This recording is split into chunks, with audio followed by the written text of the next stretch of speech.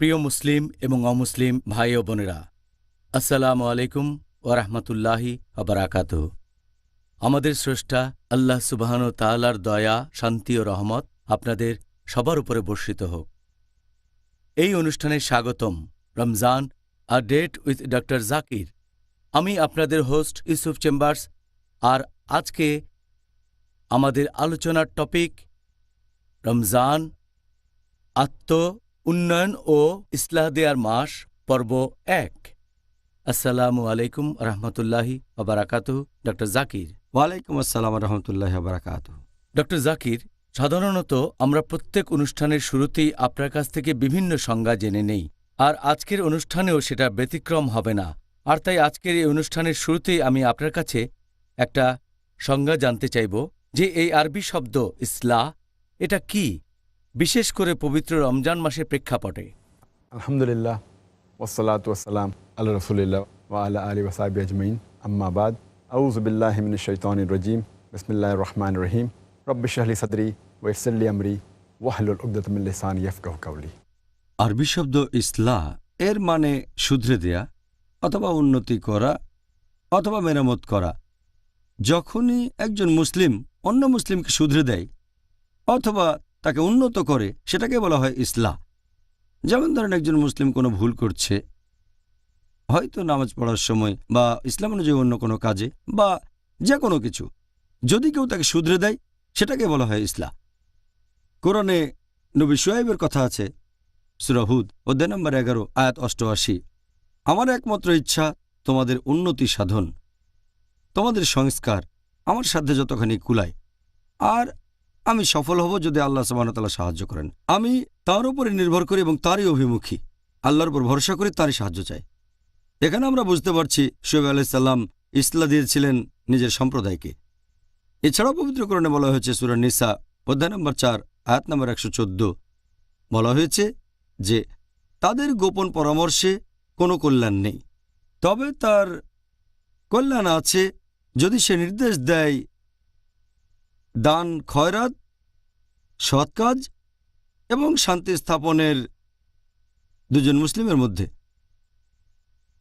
যদি সে এরকম কোনো কাজ করে তাহলে গোপন করার অনুমতি আছে।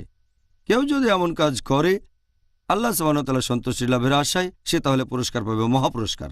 এটা বাদে সাধারণত গোপন কথা বেশিরভাগ সময় ভালো না, যদি না সেটা হয় কোনো দান, খয়রাত, সৎ কাজ অথবা দুজন মুসলিমের মধ্যে শান্তি স্থাপন করা।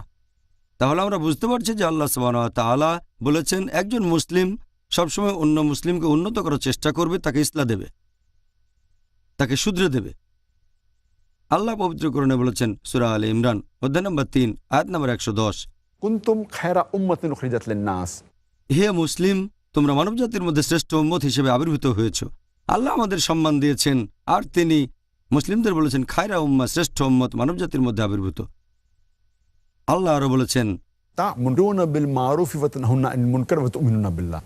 তিনি আমাদের শ্রেষ্ঠ উম্মত বলেছেন কারণ আমরা সৎ কাজের নির্দেশ দেব, অসৎ কাজে নিষেধ করব, আল্লাহকে বিশ্বাস করব।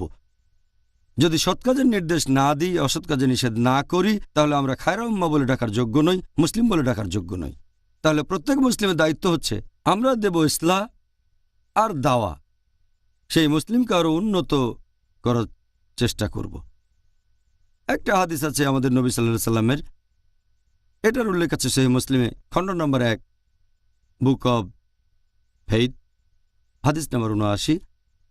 আমাদের নবী মুহাম্মদ সাল্লাল্লাহু আলাইহি সাল্লাম বলেছেন, যদি মুসলিমের মধ্যে একজনও এমন কাজ হতে দেখে যেটা খুবই ঘৃণ্য, কোনো একটা খারাপ কাজ, তাহলে সে তার হাত দিয়ে থামাবে। যদি হাত দিয়ে থামানোর সামর্থ্য না থাকে তাহলে তার মুখ দিয়ে থামাবে। যদি মুখ দিয়ে থামানোর সামর্থ্য না থাকে তাহলে সে অন্ততপক্ষে মনে মনে ঘৃণা করবে, মনে মনে অভিশাপ দেবে। এটা করলে সে হবে একেবারে নিচু স্তরের মুসলিম। যদি মনে মনে ঘৃণা করেন, মনে মনে অভিশাপ দেন, তাহলে আপনি একেবারে নিচু স্তরের মুমিন।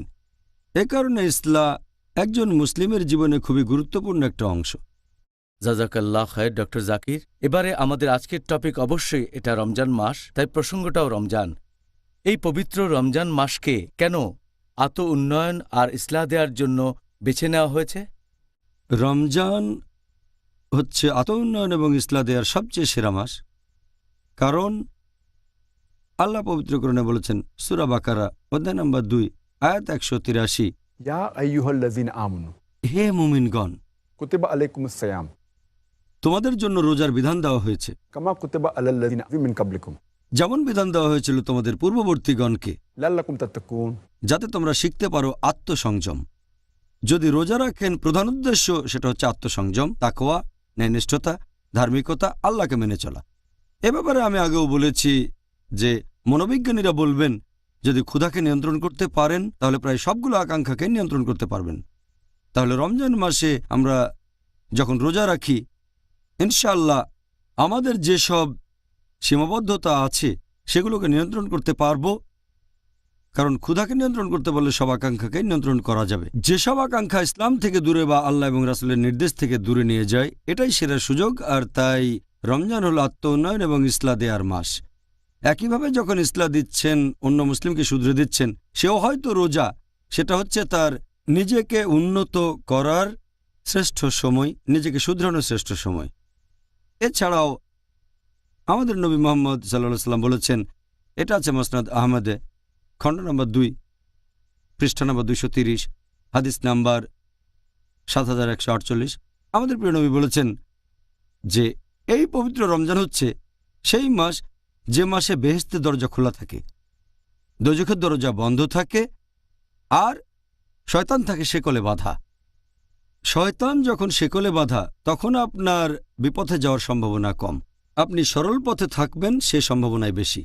শয়তান কম প্ররোচনা দেবে। আর এ কারণেই রমজান হলো শ্রেষ্ঠ মাস সারা বছরের মধ্যে যখন ইসলাহ দিতে পারবেন। এ সময় নিজেকে উন্নত করতে পারেন দুটোই।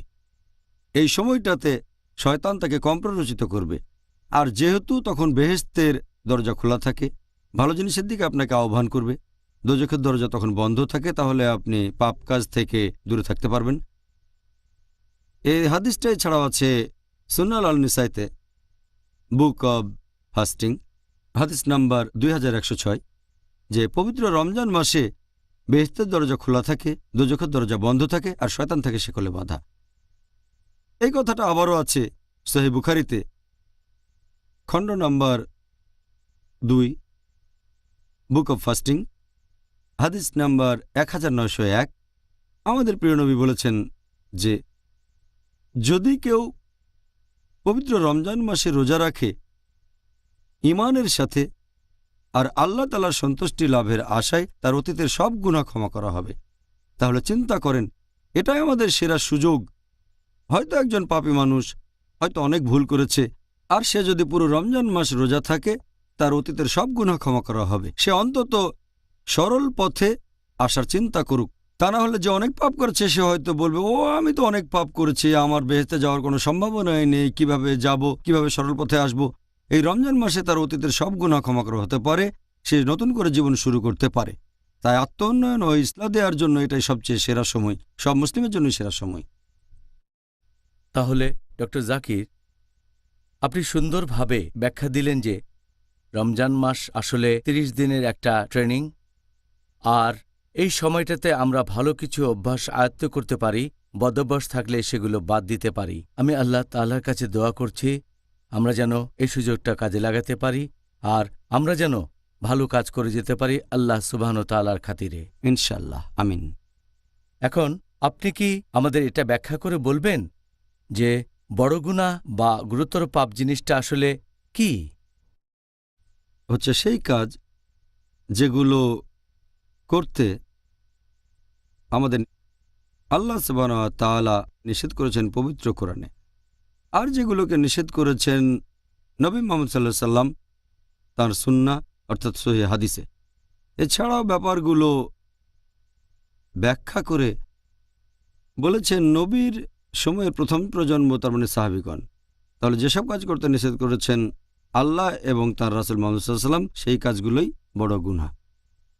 আর এই সহিহ হাদিসটা উল্লেখ করা হয়েছে মুস্তাদরাক আল হাকিমে খণ্ড নম্বর 2 বুক অব তাফসির হাদিস নাম্বার 3419।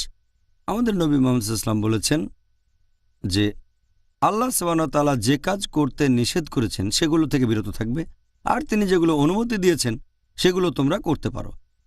আর যেসব জিনিসের ব্যাপারে আল্লাহ চুপ রয়েছেন সেগুলো তোমাদের জন্য সুবিধা।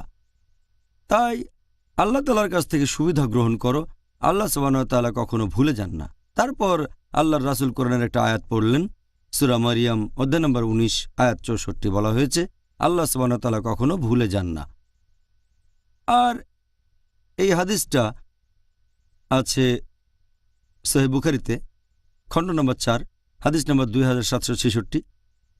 আমাদের নবী সাল্লাল্লাহু আলাইহি সাল্লাম বলেছেন, তোমরা কি জানো সবচেয়ে ধ্বংসাত্মক 7টা গুনাহ কোনগুলো? তারপর নবী বললেন, এগুলো 1 নম্বর, অন্য কাউকে আল্লাহ তাআলার সাথে শরীক করা, তার মানে ইবাদত করা আল্লাহ তাআলা ব্যতীত অন্য কাউকে।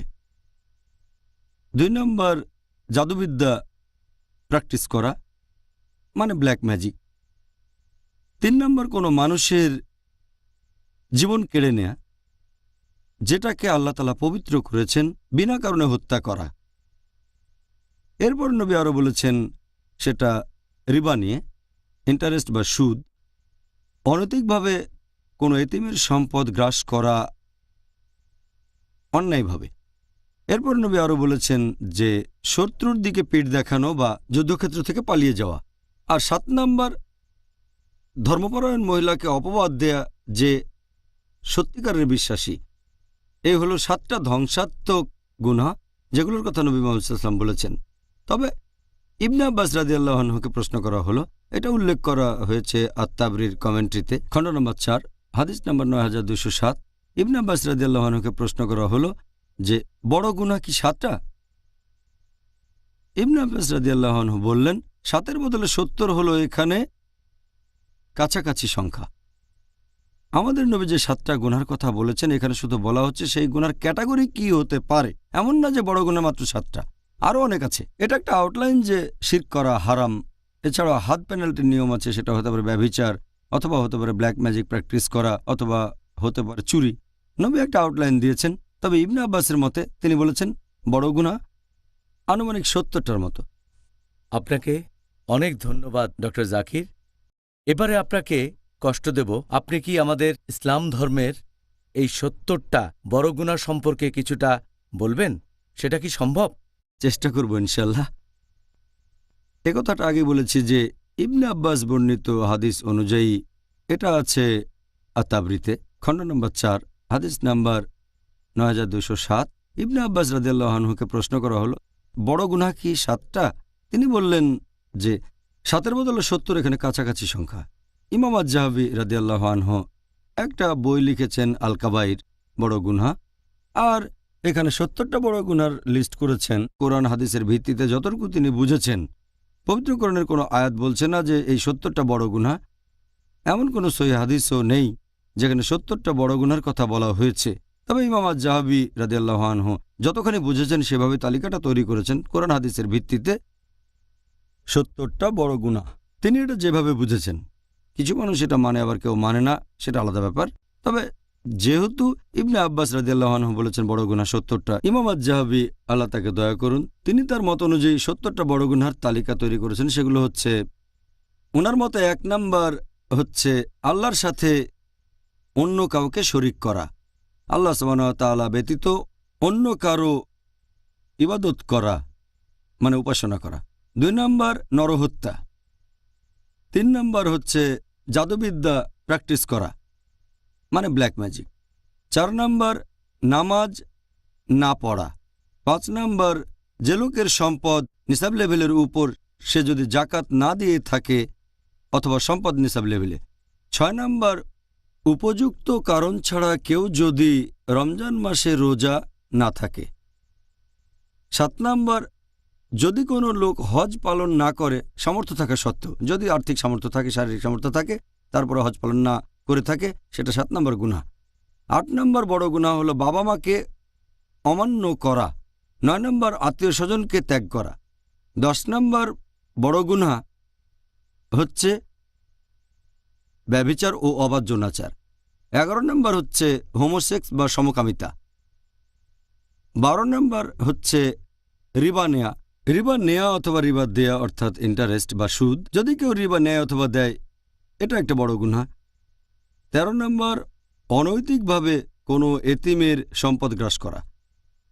14 নম্বর আল্লাহ তার রাসূলের নামে মিথ্যে কথা বলা। 15 নম্বর হচ্ছে শত্রুর দিকে পিঠ দেখানো বা যুদ্ধক্ষেত্র ছেড়ে পালিয়ে যাওয়া যদি শত্রুপক্ষ থাকে।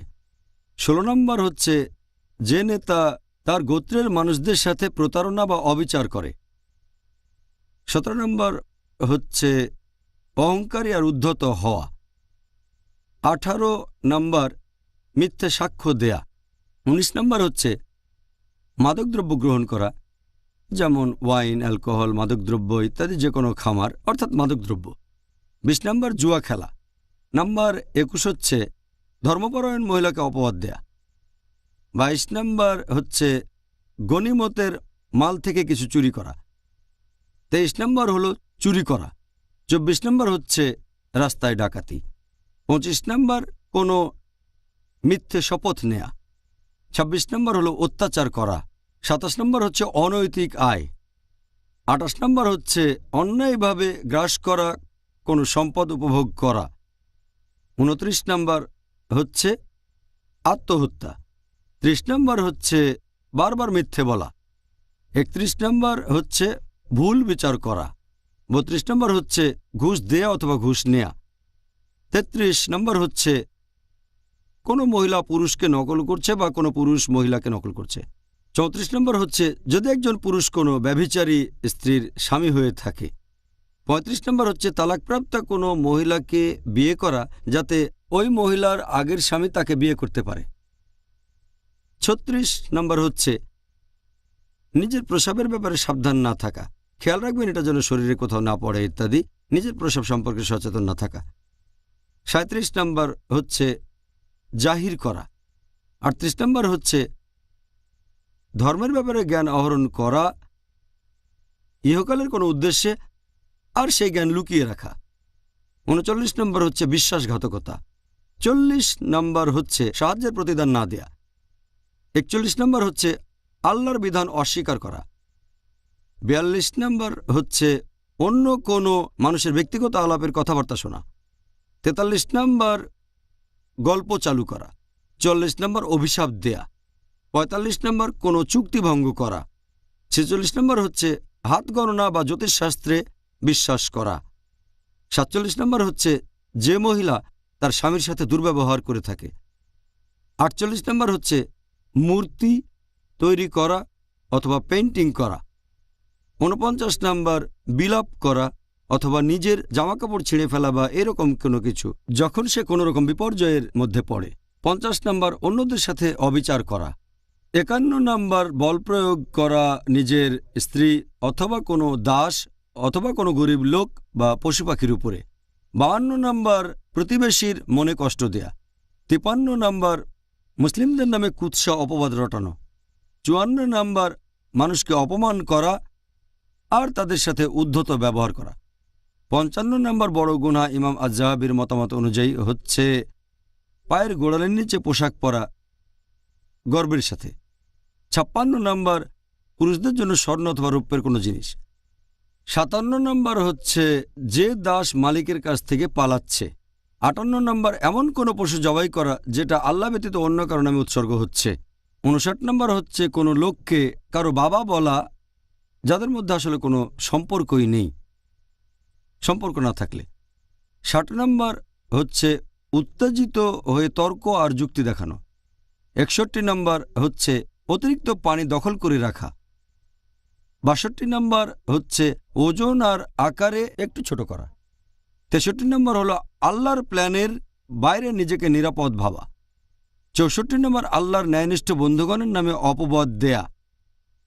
65 নম্বর হচ্ছে জামাতে নামাজ না পড়া, যুক্তিসঙ্গত কারণ ছাড়া একা একা নামাজ পড়া। 66 নম্বর হচ্ছে নিয়মিতভাবে জুমার নামাজ মিস করা কোনো রকম যুক্তি ছাড়াই। 67 নম্বর উইলের মাধ্যমে ওয়ারিসের পাওয়া সম্পত্তি জবরদখল করা। 68 প্রতারণা আর ফন্দি করা। 69 মুসলিমদের বিরুদ্ধে শত্রুর হয়ে গুপ্তচরের কাজ করা। আর 70 নম্বর বড় গুনাহ সেটা হচ্ছে যে নবীর সাহাবীগণের নামে অপবাদ আর কুৎসা রটানো। তাহলে এই হচ্ছে 70টা বড় গুনাহ যেগুলো তালিকা করেছেন ইমাম আজ-জাহাবি তার লেখা বই আল কাবাইর, তার মানে বড় গুনাহ, এটার ভিত্তিতে যে হাদিস সেটার বর্ণনা দিয়েছেন ইবনে আব্বাস রাদিয়াল্লাহু আনহু যে বড় গুনাহ ৭০টা। এই তালিকাটা উনি বলেছেন, যেখানে কোরআন এবং হাদিসের ব্যাখ্যা করেছেন তিনি। কিছু বিশেষজ্ঞ এটার সাথে একমত যে বড় গুনাহ কি মোট ৭০টা নাকি ১৭টা নাকি ৩৫ নাকি ৭০। অনেক বিশেষজ্ঞ এটার সাথে একমত নন যে কিছু কাজ বড় গুনাহ না হওয়া উচিত, ছোট গুনাহ। অনেকে বলেন এটা হয়তো কোনো গুনাহই না, বিশেষজ্ঞগণ একমত না। তবে সামগ্রিকভাবে ইমাম আজ-জাহাবি, মাশাআল্লাহ, আল্লাহ তাকে শান্তিতে রাখুন, বিখ্যাত বিশেষজ্ঞ, তিনি বড় গুনাহর এই তালিকাটা তৈরি করেছেন। তবে এটা নিয়ে মতভেদ আছে। ও জাযাকাল্লাহ খায়ের ডক্টর জাকির, আপনি পরীক্ষায় ১০০-র মধ্যে ৯৫ পেয়েছেন। ডক্টর জাকির, আমাদের দর্শকরা এতক্ষণ আপনার মুখে ৭০টা বড় গুনাহের কথা শুনলেন। এখন এটা কি বলবেন যে একজন কি পুরস্কার পেতে পারে যদি এই গুরুতর পাপগুলো থেকে বিরত থাকে সারা জীবন ধরে? আল্লাহ পবিত্র কোরআনে বলেছেন, সূরা নিসা অধ্যায় নম্বর ৪ আয়াত নম্বর ৩১, যে যদি তোমাদেরকে যা নিষিদ্ধ করা হয়েছে তার মধ্যে যা গুরুতর সেগুলো থেকে বিরত থাকো, তাহলে আল্লাহ সুবহানাহু ওয়া তাআলা তোমাদের লঘুতর পাপগুলো মোচন করে দেবেন এবং সম্মানজনক স্থানে তোমাদের দাখিল করবেন। তার মানে যদি বড় গুনাহ থেকে বিরত থাকেন, আল্লাহ সুবহানাহু ওয়া তাআলা আপনার ছোট ছোট পাপগুলো সব মুছে দেবেন। তার মানে আপনাকে বেহেশতে জায়গা দেবেন। আল্লাহ এটা আবার বলেছেন সূরা শুরা অধ্যায় নম্বর ৪২ আয়াত নম্বর ৩৭। আল্লাহ বলেছেন যে যদি তোমরা বিরত থাকো গুরুতর পাপ ও অশ্লীল কাজ থেকে, এবং তারা যখন কারো উপর রেগে যায় কিন্তু তারপরও ক্ষমা করে, এখানে বলা হচ্ছে তাদের কথা যারা বেহেশতে যাবেন। এরপর পবিত্র কোরআনে আছে সূরা নাজম অধ্যায় নম্বর ৫৩ আয়াত নম্বর ৩২, যদি তুমি বিরত থাকো গুরুতর পাপ থেকে, বড় গুনাহ থেকে ও অশ্লীল কার্যকলাপ থেকে, আর যদি তখন ছোটখাটো অপরাধ করো, ছোট গুনাহ, নিশ্চয়ই আল্লাহ সুবহানাহু ওয়া তাআলা পরম দয়ালু ও ক্ষমাশীল। তার মানে যদি আপনি বড় গুনাহ থেকে বিরত থাকেন আর তারপরও যদি ছোটখাটো অপরাধ করে ফেলেন, ইনশাআল্লাহ আল্লাহ আপনাকে ক্ষমা করবেন, আপনি বেহেশতে যেতে পারবেন।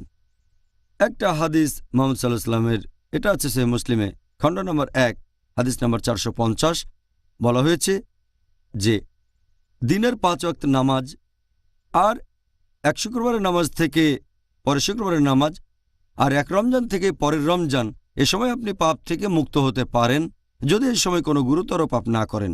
তার মানে যদি বড় গুনাহ থেকে বিরত থাকেন আর দিনে ৫ ওয়াক্ত নামাজ পড়লেন, এক শুক্রবার থেকে পরের শুক্রবারের নামাজ, এক রমজান থেকে পরের রমজান, আপনার সব গুনাহ ক্ষমা করা হবে যদি আপনি বড় গুনাহ থেকে বিরত থাকেন। যদি বড় গুনাহ থেকে বিরত থাকেন, ইনশাআল্লাহ আপনি বেহেশতে যেতে পারবেন। মাশাআল্লাহ, তাহলে তো বিরত থাকার ভালো কারণ পাওয়া গেল।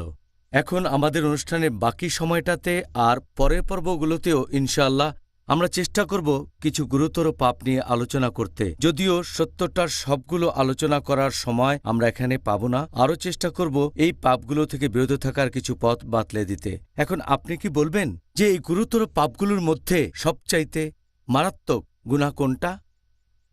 ১ নম্বর বড় গুনাহ, সবচেয়ে মারাত্মক সব গুনার মধ্যে, সেটা হচ্ছে আল্লাহ তাআলার সাথে অন্য কাউকে শরীক করা, মানে শিরক।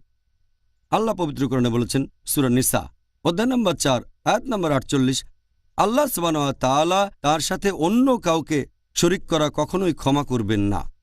এটা ব্যতীত তিনি চাইলে যাকে ইচ্ছা ক্ষমা করতে পারেন। আল্লাহ কথাটা আবারও বলেছেন সূরা নিসা অধ্যায় নম্বর ৪ আয়াত নম্বর ১১৬, আল্লাহ সুবহানাহু ওয়া তাআলা নিশ্চয়ই তার সাথে অন্য কাউকে শরীক করা কখনোই ক্ষমা করবেন না। এটা ব্যতীত অন্য যে কোনো কিছু চাইলে ক্ষমা করতে পারেন। কেউ যদি আল্লাহ তাআলার পাশাপাশি অন্য কারো ইবাদত করে, সে ভীষণভাবে পথভ্রষ্ট হয়। আর অনেক সহিহ হাদিসে এই কথা বলা হয়েছে যে সবচেয়ে গুরুতর যে পাপ সেটা হচ্ছে শিরক। একটা হাদিস সহিহ বুখারীতে খণ্ড নম্বর ৯ হাদিস নাম্বার ৬৮৭১, প্রিয় নবী মুহাম্মদ সাল্লাল্লাহু আলাইহি ওয়াসাল্লাম বলেছেন, গুরুতর পাপগুলোর মধ্যে সবচেয়ে বড় হচ্ছে আল্লাহ তাআলার সাথে কাউকে শরীক করা। এ কথাটা আরও অনেক সহিহ হাদিসে উল্লেখ করা হয়েছে, যেমন সহিহ বুখারী খণ্ড নম্বর ৩ হাদিস নাম্বার ২৬৫৪। আমাদের নবী সাহাবীগণকে বললেন, তোমরা কি জানো গুরুতর পাপগুলোর মধ্যে সবচেয়ে বড় গুনাহ কোনটা? সাহাবীগণ উত্তরে বললেন যে আল্লাহ রাসূলই সবচেয়ে ভালো জানেন। আল্লাহ রাসূল বললেন যে আল্লাহর সাথে কাউকে শরীক করা সবচেয়ে বড় গুনাহ, আল্লাহ সুবহানাহু ওয়া তাআলা ব্যতীত অন্য কারো উপাসনা করা। পবিত্র কোরআনেও বেশ কিছু আয়াত আছে যেগুলো এই ধরনের কথা বলছে যে শিরক হচ্ছে খুবই মারাত্মক গুনাহ, এটা সবচেয়ে বড় গুনাহের একটা। আল্লাহ বলেছেন সূরা মাইদা অধ্যায় নম্বর 5 আয়াত নম্বর 72, ইন্না মান ইউশরিক বিল্লাহ কেউ আল্লাহর সাথে অন্য কাউকে শরীক করলে ফাকাদ হারামাল্লাহু আলাইহিল জান্নাহ আল্লাহ তার জন্য বেহেশত নিষিদ্ধ করবেন, জান্নাত তার জন্য নিষিদ্ধ, ওয়া মাওয়াহুন নার ওয়া মা লিযালিমিন আনসার। এবং তার বাসস্থান হবে দোজখ, আর পরকালে তার জন্য কোনো সাহায্যকারী থাকবে না। আল্লাহ বলেছেন সূরা লুকমান অধ্যায় নম্বর 31 আয়াত নম্বর 13, আল্লাহ সুবহানাহু ওয়া তাআলার সাথে অন্য কাউকে শরীক করো না, আল্লাহর সাথে অন্য কাউকে শরীক করো না আল্লাহ ব্যতীত। যদি কেউ নকল ঈশ্বরের উপাসনা করে, এটা হচ্ছে গুরুতর পাপগুলোর মধ্যে সবচেয়ে বড়। তার মানে সবচেয়ে বড় পাপ ইসলাম ধর্মে সেটা শিরক, আল্লাহ সুবহানাহু ওয়া তাআলার সাথে অন্য কাউকে শরীক করা। আল্লাহ রাসূল আরও বলেছেন সহিহ মুসলিম খণ্ড নম্বর 4 হাদিস নম্বর 7114, নবী মুহাম্মদ সাল্লাল্লাহু আলাইহি ওয়াসাল্লাম বলেছেন যে আল্লাহ সুবহানাহু ওয়া তাআলা বলেছেন, আমি একাই হলাম স্বয়ং সম্পূর্ণ, আমার কোনো সাহায্যকারীর প্রয়োজন নেই। যদি কেউ কোনো কাজ করে অন্য কারো জন্য আর পাশাপাশি আমার জন্য, আমি সেটা ত্যাগ করি, কারণ সে অন্য কাউকে শরীক করেছে এখানে, তাহলে আল্লাহ সুবহানাহু ওয়া তাআলার কোনো রকম শরীকের প্রয়োজন নেই, তিনি একাই স্বয়ংসম্পূর্ণ। সেজন্য শিরক ইসলামে সবচেয়ে বড় গুনাহ। জাযাকাল্লাহ খায়ের, সুন্দর বলেছেন ডক্টর জাকির। আর আমরা এটা আশেপাশে দেখতে পাই যে এই গুরুতর পাপটা পৃথিবী জুড়ে করে বেড়াচ্ছে বিভিন্ন অমুসলিম সম্প্রদায়ের লোকজন। এখন আমরা মুসলিমরা কি এই পাপ থেকে মুক্ত, নাকি মুসলিমদের মধ্যেও অনেকেই পাপ করে?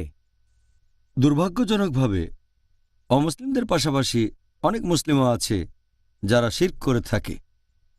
গুরুতর পাপের মধ্যে যেটা সবচেয়ে মারাত্মক গুনাহ।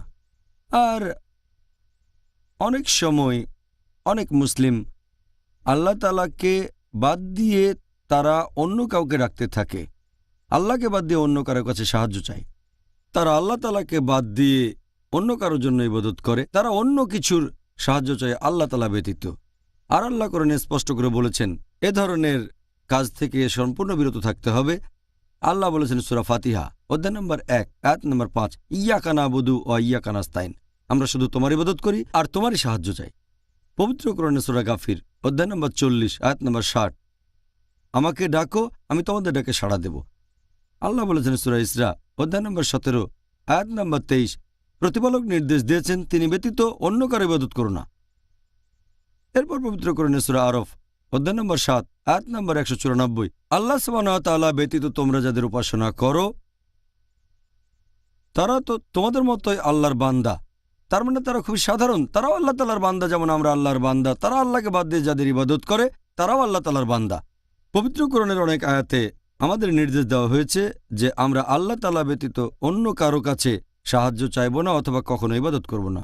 আল্লাহ বলেছেন সূরা আহকাফ অধ্যায় নম্বর 46 আয়াত নম্বর 5, নিশ্চয়ই সেই ব্যক্তি বিভ্রান্ত যে আল্লাহ সুবহানাহু ওয়া তাআলার পরিবর্তে এমন কিছুকে ডাকে যা কিয়ামতের দিন পর্যন্ত সাড়া দিতে পারবে না, এছাড়া তারা সে প্রার্থনা সম্পর্কে অবহিত নয়। আল্লাহ বলেছেন সূরা হজ অধ্যায় নম্বর 22 আয়াত নম্বর 73, তোমরা অন্য যাদের উপাসনা করো বা ইবাদত করো আল্লাহ সুবহানাহু ওয়া তাআলা ব্যতীত, যদি তারা সবাই একত্রিত হয় তারপরও তারা একটা মাছিও সৃষ্টি করতে পারবে না। মানুষকে সৃষ্টি করে সাহায্য করা তো পরের কথা, তারা একটা মাছিও সৃষ্টি করতে পারবে না। আর মাছি যদি তাদের কিছু ছিনিয়ে নেয় সেটা তারা ফিরিয়ে আনতেও পারবে না। প্রার্থনাকারী কত দুর্বল, যাদের প্রার্থনা করে তারাও কত দুর্বল। আল্লাহর রাসূল বলেছেন, এটা আছে সহিহ বুখারীতে খণ্ড নম্বর 6 হাদিস নম্বর 4497, আল্লাহর রাসূল বলেছেন যদি কেউ আল্লাহ ব্যতীত অন্য কারো ইবাদত করতে করতে মারা যায় আর মৃত্যুর আগে তওবা না করে, তাহলে তাকে অবশ্যই দোজখের আগুনে পুড়তে হবে, সে দোজখে যাবে একেবারে নিশ্চিত। তাহলে যদি কেউ শিরক করে আর মুশরিক অবস্থায় মারা যায়, সে দোজখের আগুনে পুড়বে। আর এটা দুর্ভাগ্যজনক যে মুসলিমদেরও অনেকে এ ধরনের গুনার কাজ করে থাকেন। এছাড়া আরেকটা কাজও শিরকের মধ্যে পড়ে, সেটা যদি কোনো পশুকে হত্যা করা হয় আল্লাহ ব্যতীত অন্য কারো নাম নিয়ে, এটাও আসলে পরোক্ষভাবে শিরক। আর অনেক মুসলিম দুর্ভাগ্যজনকভাবে এই ধরনের কাজ করে থাকে, যেটা আসলে শিরক। যেমন কোনো মুসলিম হয়তো নতুন বাড়ি কিনলো, তারপর সেখানে একটা পশু কোরবানি দিল কোনো জিনের নামে, সেই জিন হয়তো বাড়িটা দখল করে আছে তাই প্লিজ, অথবা গর্ত খুঁড়ে পশু জবাই করলো কোনো জিনের নামে। এই কাজগুলো আগে পরে কখনো ইসলাম ধর্মে ছিল না। আর আল্লাহ পবিত্র কোরআনে বলেছেন, সব মিলিয়ে 4টা আয়াতে আছে। সূরা বাকারা অধ্যায় 2 আয়াত নম্বর 173, সূরা মাইদা অধ্যায় 5 আয়াত 3, সূরা আনাম অধ্যায় 6 আয়াত 145 এবং সূরা নাহল অধ্যায় 16 আয়াত 115। হুররিমাত আলাইকুমুল মাইতুতু ওয়াদ-দামু ওয়া লাহমুল খিনজির ওয়া মা উহিল্লা লিগাইরিল্লাহ বিহি। তোমাদের জন্য হারাম খাদ্য, মৃত বস্তু, রক্ত, তারপর শূকর মাংস এবং যে পশু জবাই করার সময় আল্লাহ ব্যতীত অন্য কারো নাম নেওয়া হয়েছে। যদি এমন কিছু খান যেটা জবাই করার সময় আল্লাহ ব্যতীত অন্য কারো নাম নেওয়া হয়েছে, যেটা শিরকের সমান, সেটা হারাম। যদি কোনো পশু জবাই করতে গিয়ে আল্লাহ ব্যতীত অন্য কারো নাম নিয়ে থাকেন, সেটা হবে শিরক। এটা ইসলাম ধর্মে নিষিদ্ধ। আল্লাহ বলেছেন সূরা আলে ইমরান অধ্যায় নম্বর 3 আয়াত নম্বর 160, আল্লাহ সাহায্য করলে কে তোমাদের পরাজিত করবে, আর আল্লাহ সাহায্য না করলে এমন কে আছে যে তোমাদের সাহায্য করবে। তাই মুমিনগণ আল্লাহ সুবহানাহু ওয়া তাআলার উপরে নির্ভর করুক। আমরা সম্পূর্ণভাবে ভরসা করব শুধুমাত্র আল্লাহ তাআলার উপর, শুধু তার কাছে, অন্য কারো কাছে না। আর আল্লাহ বলেছেন সূরা কাউসার অধ্যায় নম্বর 108 আয়াত নম্বর 2, ফাসাল্লি লিরাব্বিকা ওয়ানহার, তোমার প্রতিপালকের উদ্দেশ্যে নামাজ পড়ো ও কোরবানি করো। কোরবানি দেবেন শুধুমাত্র আল্লাহ তাআলার জন্য, নামাজ পড়বেন শুধুমাত্র আল্লাহ সুবহানাহু ওয়া তাআলার জন্য। আমাদের প্রিয় নবী মুহাম্মদ সাল্লাল্লাহু আলাইহি ওয়াসাল্লাম বলেছেন, এটা আছে সহিহ মুসলিমে খণ্ড নম্বর 3 হাদিস নম্বর 4878। আমাদের প্রিয় নবী বলেছেন যে আল্লাহ তাকে অভিশাপ দেন যে আল্লাহ ব্যতীত অন্য কারো নামে পশু কোরবানি দিয়ে থাকে। দুর্ভাগ্যজনকভাবে কিছু মুসলিম পরোক্ষভাবে এই গুরুতর পাপের সাথে জড়িত আছে, যেটা ইসলামের সবচেয়ে বড় গুনাহ। এটা হচ্ছে শিরক।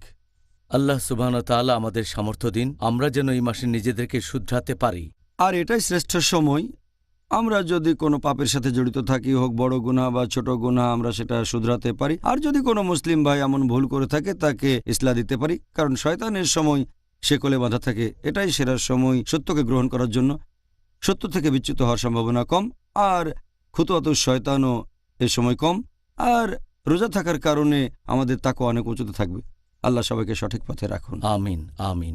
বিশেষ করে এই মাসে অবশ্যই। ডক্টর জাকির, গুরুতর পাপগুলোর তালিকা আপনি বলেছিলেন যে অন্যায়ভাবে নিরীহ মানুষ হত্যা করা হচ্ছে অন্যতম একটা গুরুতর পাপ, কিন্তু দুর্ভাগ্যজনকভাবে মিডিয়া প্রচার করছে যে মুসলিমরা নিরীহ মানুষ হত্যা করাকে সমর্থন করে আর নিজেরাও তাই করে।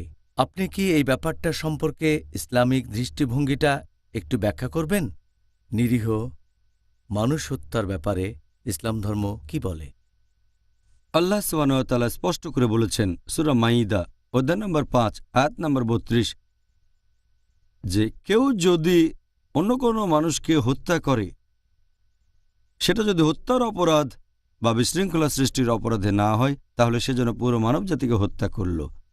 কোরআন একেবারে স্পষ্ট বলছে, যদি কোনো মানুষ, হোক মুসলিম বা অমুসলিম, অন্য কোনো মানুষকে হত্যা করে, হোক মুসলিম বা অমুসলিম, সেটা যদি হত্যার অপরাধ বা বিশৃঙ্খলা সৃষ্টির অপরাধে না হয়, তাহলে সে যেন পুরো মানবজাতিকেই হত্যা করল। তাহলে কোনো নিরীহ মানুষকে হত্যা করা, এটা ইসলাম ধর্মে নিষিদ্ধ। আর মিডিয়া প্রচার করে যে ইসলাম নিরীহ মানুষকে হত্যা করতে বলে, তারপর সন্ত্রাস ইত্যাদি, এই পুরোটাই হচ্ছে ভুল ধারণা। আর বেশিরভাগ ধর্মই একথা বলে যে নিরীহ মানুষকে হত্যা করা ঠিক না। তবে ইসলাম ধর্ম আরও এক ধাপ এগিয়ে। এই আয়াতে আরও বলা হয়েছে সূরা মাইদা অধ্যায় নম্বর 5 আয়াত নম্বর 32, এখানে বলা হয়েছে যদি কেউ কোনো মানুষের জীবন বাঁচায়, তাহলে সে যেন বাঁচালো পুরো মানব জাতিকে।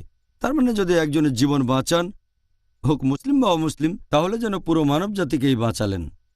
তাহলে ইসলাম শুধুমাত্র নিরীহ মানুষ হত্যা করাকে নিন্দা করে না, অন্য মানুষের জীবন বাঁচাতে উৎসাহিত করে। আল্লাহ আরও বলেছেন সূরা আনাম অধ্যায় নম্বর 6 আয়াত নম্বর 151, কারো জীবন কেড়ে নিও না যেটাকে আল্লাহ তাআলা করেছেন পবিত্র, যদি না সেটা সঠিক আর আইনসম্মত হয়। তার মানে আপনি যদি কাউকে হত্যা করেন, নিরীহ মানুষকে, নিরীহ মানুষদের মারতে পারবেন না। তারপরও কেউ যদি মানুষ খুন করে থাকে, তখন ব্যাপারটা নিশ্চয়ই এরকম না যে লোকজন তার উপর প্রতিশোধ নেবে। এমন না যে লোকটাকে ধরে তারা মেরে ফেলবে, আমরা দেব তাকে আইনের কাছে। দেশটা ইসলামিক হলে বিচার হবে ইসলামিক আদালতে, বিচার করবেন কাজী, এবং এই কাজী সেখানে রায় দেবেন। মৃত্যুদণ্ড পাওনা হলে তাকে তাই দেওয়া হবে। এমন না যে মুসলিমরা তাদের নিজের হাতে আইন তুলে নেবে। তারা যাবে ইসলামিক আদালতে, দেশটা যদি ইসলামিক হয়, অথবা সে দেশের আদালতে। আর সাধারণভাবে এটা আগেও বলেছি যে নিরীহ কোনো মানুষকে হত্যা করা ইসলাম ধর্মে নিষিদ্ধ। আর এই একই কথা বলেছেন আমাদের নবী মোহাম্মদ সাল্লাল্লাহু সাল্লাম। এটা আছে সহিহ বুখারীতে, খণ্ড নম্বর 9, হাদিস নম্বর 6871। নবী বলেছেন, গুরুতর পাপের মধ্যে সবচেয়ে বড় 1 নম্বর আল্লাহ তাআলা ব্যতীত অন্য কারো ইবাদত করা, 2 নম্বর নিরীহ কোনো মানুষকে হত্যা করা, নিরীহ মানুষের জীবন কেড়ে নেওয়া। তাহলে সাধারণ অবস্থায় কোনো মানুষকে হত্যা করব না, হোক মুসলিম বা অমুসলিম। কোরআনে আরও কিছু আয়াত একেবারে নির্দিষ্ট করে বলছে যে আমরা মুসলিমদেরও হত্যা করব না। সাধারণ আইন বলছে নিরীহ মানুষকে হত্যা করা যাবে না। কিছু আয়াত বলছে যে তোমরা মুসলিমদের হত্যা করো না। আল্লাহ বলেছেন সূরা নিসা অধ্যায় নম্বর 4 আয়াত নম্বর 93, কেউ যদি ইচ্ছাকৃতভাবে কোনো মুমিনকে হত্যা করে তাহলে সে যাবে দোজখে, থাকবে চিরকাল, জাহান্নামে চিরস্থায়ী হবে। আল্লাহর অভিশাপ ও ক্রোধ তার উপরে পড়বে, তার জন্য রয়েছে ভয়ঙ্কর শাস্তি। তাহলে কোনো মুসলিমকে হত্যা করা যদি উপযুক্ত কারণ না থাকে, যেমন হত্যার অপরাধ বা বিশৃঙ্খলা না হলে হত্যা করা নিষিদ্ধ। এছাড়া একটা হাদিস আছে নবী মুহাম্মদ সাল্লাল্লাহু আলাইহি সাল্লামের, এটা আছে সহিহ বুখারীতে, খণ্ড নম্বর 1, বুক অব ফেইথ, হাদিস নম্বর 31।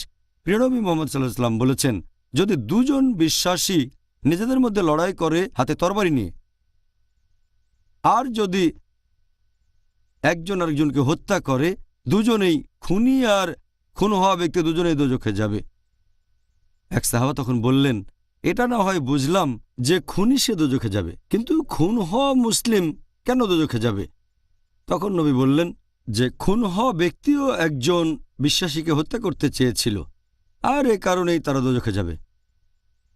আরও একটা হাদিস আছে সহিহ বুখারীতে, খণ্ড নম্বর 9, হাদিস নম্বর 6862।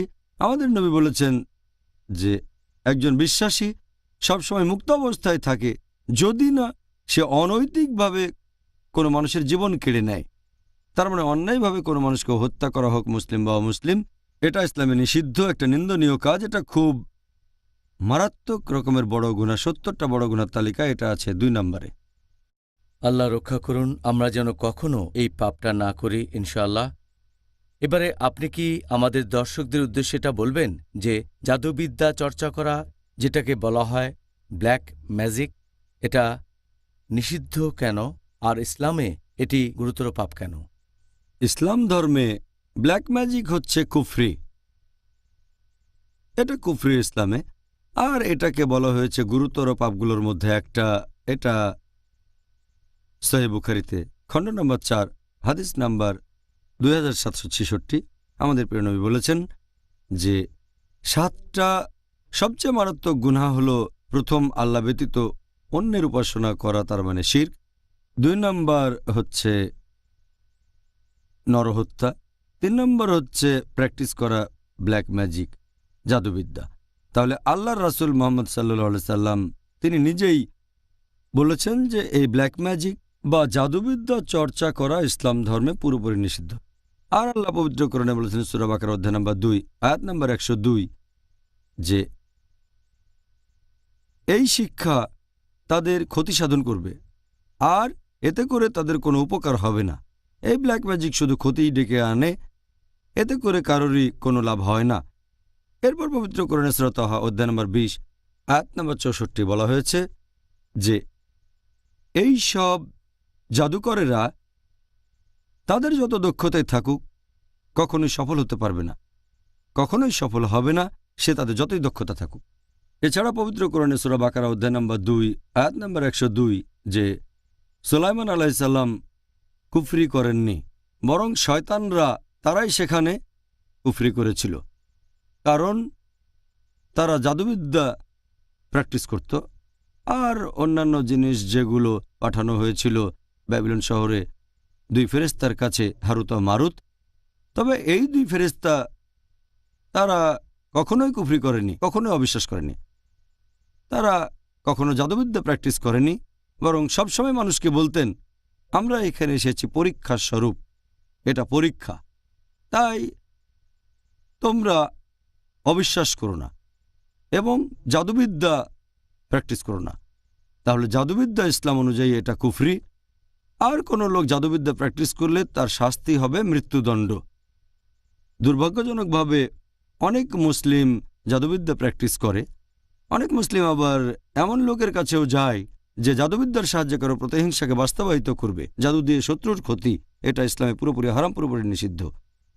দুর্ভাগ্যজনকভাবে কিছু মুসলিম তাদের উপর জাদু করা হলে তারা কোনো জাদুকরের কাছে যায়, সেই জাদু থেকে বাঁচার জন্য জাদুকরকে অনুরোধ করে। এখানে আপনি সাহায্য চাইবেন আল্লাহ সুবহানাহু ওয়া তাআলার কাছে। আর আল্লাহ সুবহানাহু ওয়া তাআলা অবতীর্ণ করেছেন মুআজ্জাতিন, কোরআনের শেষ দুটো সূরা, অধ্যায় নম্বর 113 মানে সূরা ফালাক, এরপর অধ্যায় নম্বর 114 সূরা নাস। কুল আউযু বিরাব্বিল ফালাক, আমি আশ্রয় চাচ্ছি উষার স্রষ্টার কাছে। কুল আউযু বিরাব্বিন নাস, আমি আশ্রয় চাচ্ছি মানুষের প্রতিপালকের কাছে। এছাড়াও সূরা ফালাকে আরও আছে যে আশ্রয় চাচ্ছি তাদের কাছ থেকে যারা জাদুবিদ্যা করে। তারপর সূরা নাস অধ্যায় 114, যারা কুমন্ত্রণা দেয় মানুষের অন্তরে। এই সূরা দুটো নাজিল করা হয়েছে বিশেষ করে এই জাদুবিদ্যা বা ব্ল্যাক ম্যাজিকের বিরুদ্ধে রক্ষা কবচ হিসেবে। তাহলে জাদুবিদ্যা বা ব্ল্যাক ম্যাজিক ইসলাম অনুযায়ী গুরুতর পাপগুলোর মধ্যে একটা, আর প্রত্যক্ষ বা পরোক্ষভাবে জাদুবিদ্যার সাথে জড়িত হওয়া নিষিদ্ধ। জাযাকাল্লাহ। ডক্টর জাকির, এবার আপনার কাছে অনুষ্ঠানের শেষ প্রশ্ন। বাবা মাকে সম্মান করার ব্যাপারে ইসলাম ধর্ম আমাদের কি বলছে? এটা আগেই বলেছি, বাবা মাকে সম্মান না করা এটা 8 নম্বরে সেই 70টা গুরুতর পাপের তালিকায় যেটা করেছেন ইমাম আয-যাহাবী। বাবা মাকে অসম্মান করা একটা গুরুতর পাপ। সেজন্য পবিত্র কোরআনে অনেক আয়াত আছে আর সহিহ হাদিস যেখানে বাবা মার প্রতি সম্মান দেখানোকে যথেষ্ট গুরুত্ব দেওয়া হয়েছে। আল্লাহ পবিত্র কোরআনে বলেছেন সূরা ইসরা অধ্যায় নম্বর 17 আয়াত নম্বর 23 ও 24, আল্লাহ বলেছেন যে তোমাদের নির্দেশ দিয়েছি আল্লাহ ব্যতীত কারো উপাসনা করবে না, আর বাবা মার সাথে সদ্ব্যবহার করো। যদি তাদের একজন বা দুজনই বার্ধক্যে উপনীত হয়, তাদের কোনোরকম ধমক দিয়ে কথা বলো না, উফ শব্দটাও করো না। তাদের সম্মান করে কথা বলবে, তাদেরকে মমতার ডানা দিয়ে তুমি ঢেকে রাখো। প্রভুর কাছে দোয়া করো, তাদের দয়া করো যেভাবে তারা আমাকে লালন পালন করেছেন। তার মানে বাবা মার যদি বয়স হয়ে যায়, একজন বা দুজন তাদেরকে উফ শব্দটাও বলতে পারবেন না। এছাড়াও পবিত্র কোরআনে বলা হয়েছে সূরা আনাম অধ্যায় নম্বর 6 আয়াত নম্বর 151 যে আল্লাহ বলেছেন বাবা মার প্রতি সদ্ব্যবহার করো। আর আল্লাহ কোরআনে অনেকগুলো আয়াতে বলেছেন বিশেষ করে মা। আল্লাহ বলেছেন সূরা নিসা অধ্যায় নম্বর 4 আয়াত নম্বর 1 তোমাকে ধারণ করা গর্ভকে শ্রদ্ধা করো। আল্লাহ বলেছেন সূরা লুকমান অধ্যায় 31 আয়াত নম্বর 14 আমি মানুষকে তার পিতামাতার প্রতি সদাচরণের নির্দেশ দিয়েছি। অনেক কষ্ট সহ্য করে মা সন্তানকে গর্ভে ধারণ করে আর 2 বছরে তার দুধ ছাড়ানো হয়। আল্লাহ বলছেন সূরা আকাব অধ্যায় নম্বর 46 আয়াত নম্বর 15 আমি মানুষকে নির্দেশ দিয়েছি পিতামাতার প্রতি সদ্ব্যবহার করতে। কষ্ট নিয়ে মা সন্তানকে ধারণ করে আর কষ্টের সাথে প্রসব করে। এখানে আল্লাহ বলেছেন বাবা মাকে সম্মান করো, বিশেষ করে মাকে। এছাড়াও অনেক হাদিস বলছে মাকে সম্মান করো। এটা আছে সহিহ বুখারীতে খণ্ড নম্বর 8 বুক অব আদাব, বুক অব ম্যানার্স অধ্যায় নম্বর 2 হাদিস নাম্বার 5971। এক লোক নবী সাল্লাল্লাহু আলাইহি সাল্লামের কাছে এসে প্রশ্ন করল, এই পৃথিবীতে কাকে সবচেয়ে বেশি সাহচর্য দেব? নবী বললেন তোমার মাকে। লোকটা বলল এরপর কাকে? নবী আবার বললেন তোমার মাকে। লোকটা প্রশ্ন করল এরপর কাকে দেব? নবী আবারও বললেন তৃতীয়বার তোমার মাকে। লোকটা প্রশ্ন করল এরপর কাকে দেব? তখন নবী বললেন তোমার বাবাকে।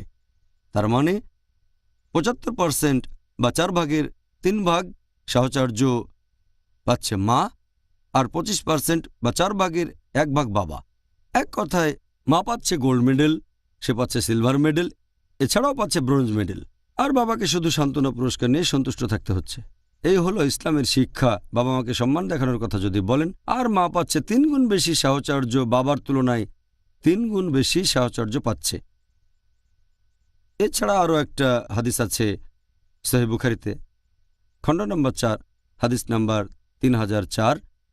এক লোক নবীর কাছে আসলো, তারপর সে নবীর কাছে জিহাদে যাওয়ার অনুমতি চাইল আল্লাহ তাআলার খাতিরে লড়াই করা যুদ্ধক্ষেত্রে। নবী তাকে বললেন তোমার বাবা মা আছেন? সে বলল হ্যাঁ। নবী বললেন যাও তোমার বাবা মাকে এখন সেবা করো। এখানে বলা হচ্ছে যে বাবা মার সেবা করা, মা বাবার প্রতি দায়িত্ব পালন করা, এটার গুরুত্ব জিহাদ করার চেয়েও বেশি, আল্লাহ তাআলার খাতিরে লড়াই করার চেয়েও বেশি। যদি বাবা মার প্রয়োজন হয় তাদের সেবা করা জিহাদ করার চেয়েও গুরুত্বপূর্ণ, অর্থাৎ আল্লাহ সুবহানাহু ওয়া তাআলার খাতিরে যুদ্ধ করা। একই কথা আছে সহিহ বুখারীতে খণ্ড নম্বর 8 বুক অব আদাব, হাদিস নাম্বার 5970। এক লোক প্রশ্ন করল যে কোন কাজটা আল্লাহ তাআলার কাছে সবচেয়ে প্রিয়। নবী তখন বললেন যে 5 ওয়াক্ত নামাজ আদায় করা যত তাড়াতাড়ি সম্ভব। লোকটা বলল, এরপর কোন কাজটা আল্লাহর কাছে সবচেয়ে প্রিয়? নবী বললেন, বাবা মার প্রতি দায়িত্বশীল হওয়া। লোকটা বলল, এরপর কোন কাজটা? নবী বললেন, আল্লাহ তাআলার পথে লড়াই করা, জিহাদ করা। তাহলে আমরা বুঝতে পারছি যে প্রতিদিন সময় মতো 5 ওয়াক্ত সালাত আদায় করা যত তাড়াতাড়ি সম্ভব। এরপরে আল্লাহ পছন্দ করেন যদি আমরা বাবা মার প্রতি দায়িত্ববান হই, বাবা মাকে সম্মান করা, তাদের কথা মেনে চলা। এরপর হচ্ছে জিহাদ, আল্লাহর খাতিরে লড়াই করা। এটা আছে মুসনাদ আহমেদে, হাদিস নাম্বার 5372। নবী বলেছেন, 3 ধরনের মানুষ কখনো বেহেশতে যেতে পারবে না। 1 নাম্বার, যারা মাদকদ্রব্য গ্রহণ করে। 2 নাম্বার, যে তার বাবা মার কথা অমান্য করে। আর 3 নাম্বার, যে তার পরিবারের পক্ষ থেকে কোনো লজ্জাকর কাজ করে থাকে। এই 3 ধরনের লোক বেহেশতে যেতে পারবে না। তাহলে বাবা মাকে অসম্মান করা, এটা হচ্ছে ইসলাম ধর্মে গুরুতর পাপগুলোর মধ্যে একটা। জাজাকাল্লাহ খায়ের। আরও একবার ডক্টর জাকির নায়েক এই সুন্দর উত্তরের জন্য আমরা অনেক কিছু জানতে পেরেছি। আমাদের ভাই ও বোনদের যারা এই অনুষ্ঠানটা দেখছেন, দর্শকরা এখন বুঝতে পারবেন যে আগামী 10 দিনে তাদের কি কি করা উচিত ইনশাআল্লাহ। তারা এই কথাগুলো সেই ভাই বোনদের মধ্যে ছড়িয়ে দেবেন যারা আজকের অনুষ্ঠানটা দেখেননি। জাজাকাল্লাহ খায়ের। ভাই ও বোনেরা, যা বলেছিলাম, অনেক কিছু জেনেছেন, অনেক উপদেশ পেয়েছেন, অনেক ভালো কিছু উপদেশ পেয়েছেন ডক্টর জাকিরের মাধ্যমে, যার টপিক ছিল আত্ম উন্নয়ন এই পবিত্র রমজান মাসে এবং ইসলাহ। আশা করব ভাই ও বোনেরা আপনারা এই উপদেশগুলো আপনাদের কাজে লাগাবেন। এবারের রমজানের 10 দিন পাবেন, তবে সারা জীবনই সময় পাবেন ইনশাআল্লাহ। আর ডক্টর জাকিরের উপদেশ অনুযায়ী ইসলাম ধর্মের মণিমুক্তা নিজের জীবনে প্রয়োগ করবেন। এই পবিত্র রমজানের বাকি 10টা দিনও আমরা আপনার সাথে থাকব ইনশাআল্লাহ। তাহলে আগামীকাল ভাই ও বোনেরা আবার দেখা হবে একই সময়ে। আর সেদিন আমাদের আলোচনার টপিক, এটা দ্বিতীয় পর্ব, রমজান, আত্ম উন্নয়ন ও ইসলাহ দেয়ার মাস। আসসালামু আলাইকুম ওয়া রাহমাতুল্লাহি ওয়া বারাকাতুহু।